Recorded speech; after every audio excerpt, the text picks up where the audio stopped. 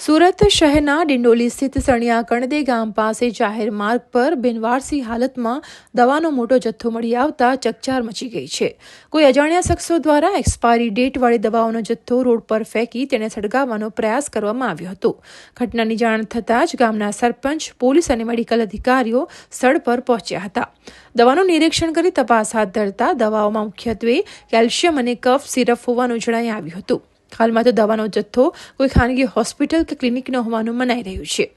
ઉલ્લેખનીય છે કે આ પ્રકારે જાહેર રોડ પર દવાઓનો નાશ કરવો અત્યંત જોખમી છે। તેમાં પણ જો બાળકો ભૂલથી આ દવાઓના સંપર્કમાં આવે તો ગંભીર દુર્ઘટના સર્જાઈ શકે છે। હાલ પોલીસ અને આરોગ્ય વિભાગે આ દવાઓનો જથ્થો અહીં કોણે નાખ્યો તે દિશામાં તપાસ હાથ ધરી છે। સણિયા કણદે હદ વિસ્તારમાં આ દવાનો જથ્થો જે એક્સપાયરી દવા છે એ કોઈ નાખી ગયું છે। એ અમને હાલમાં જ જાણ થઈ કે 2-3 દિવસ પહેલાં નાખી ગયા છે, એટલે અમે આરોગ્ય વિભાગના અધિકારીઓને પણ જાણ કરી છે। એ લોકો બી પહોંચી ગયા છે સ્થળ ઉપર અને આગળ એની તપાસ કરીને પોલીસને બી ધ્યાન દોરવામાં આવશે અને જે પણ લોકોએ આ કૃત્ય કર્યું છે એની ઉપર કાયદેસરની કાર્યવાહી થશે એવી ખાતરી આપું છું। આરોગ્ય ડિપાર્ટમેન્ટના અધિકારીઓએ દવા ચેક કરતાં એમણે કીધું છે કે એક્સપાયરી ડેટની છે બધી દવાઓ। આરોગ્ય વિભાગના અધિકારીઓએ કહ્યું છે કે પોલીસને બી જાણ કરીને યોગ્ય કાર્યવાહી કરાવીશું। શાંતિભાઈ પારેખ, મેડિકલ ઓફિસર, પ્રાથમિક આરોગ્ય કેન્દ્ર 84 સુરત।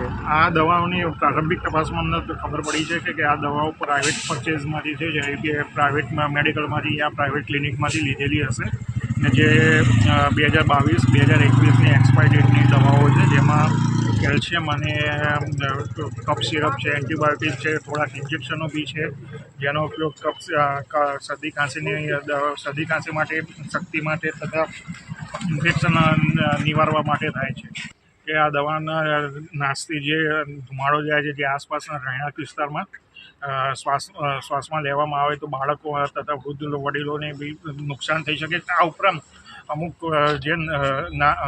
અમુક નાના બાળકોના હાથમાં જો આ દવા આવી જાય અને એ દવા લઈ લે તો બી નાના બાળકને મોટું નુકસાન થઈ શકે। તરત જેવી આનું બાતમી મળી તો અમે એની તપાસ કરી, અમને પોલીસ સ્ટેશનમાં બી જાણ કરી છે અને અમારા સરપંચ સાહેબ શ્રી બી એને જોવા માટે અને એની તપાસ કરવા માટે બી આવી ચૂક્યા।